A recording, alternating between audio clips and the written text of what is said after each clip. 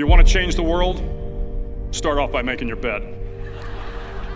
If you make your bed every morning, you will have accomplished the first task of the day.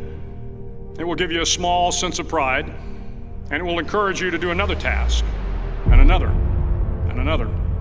And by the end of the day, that one task completed will have turned into many tasks completed.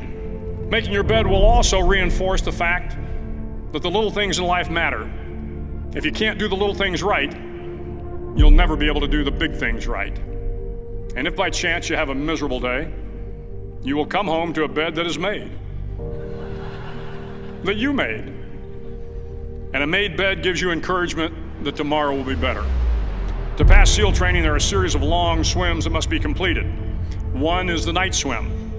Before the swim, the instructors joyfully brief the students on all the species of sharks that inhabit the waters off San Clemente. They assure you, however, that no student has ever been eaten by a shark, at least not that they can remember. But you are also taught that if a shark begins to circle your position, stand your ground. Do not swim away. Do not act afraid. And if the shark, hungry for a midnight snack, darts towards you, then summons up all your strength and punch him in the snout, and he will turn and swim away. There are a lot of sharks in the world. If you hope to complete the swim, you will have to deal with them. So if you want to change the world, don't back down from the sharks. Over a few weeks of difficult training, my SEAL class, which started with 150 men, was down to just 42. There were now 6 boat crews of 7 men each. I was in the boat with the tall guys, but the best boat crew we had was made up of the little guys, the Munchkin crew, we called them. No one was over 5'5". The Munchkin boat crew had 1 American Indian, 1 African American, 1 Polish American, 1 Greek American, 1 Italian American, and 2 tough kids from the Midwest. They out-paddled, outran, and outswam all the other boat crews.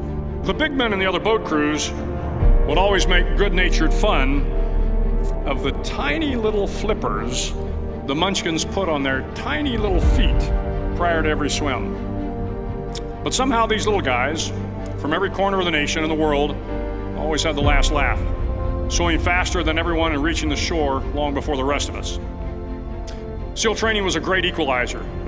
Nothing mattered but your will to succeed, not your color, not your ethnic background, not your education, not your social status. If you want to change the world, measure a person by the size of their heart, not by the size of their flippers. The 9th week of training is referred to as Hell Week. It is 6 days of no sleep, constant physical and mental harassment, and 1 special day at the Mud Flats. The Mud Flats are an area between San Diego and Tijuana where the water runs off and creates the Tijuana Sloughs, a swampy patch of terrain where the mud will engulf you. It is on Wednesday of Hell Week that you paddle down to the Mud Flats and spend the next 15 hours trying to survive this freezing cold, the howling wind, and the incessant pressure to quit from the instructors.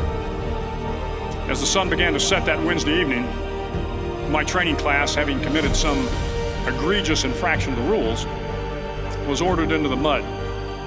The mud consumed each man till there was nothing visible but our heads. The instructors told us we could leave the mud if only 5 men would quit.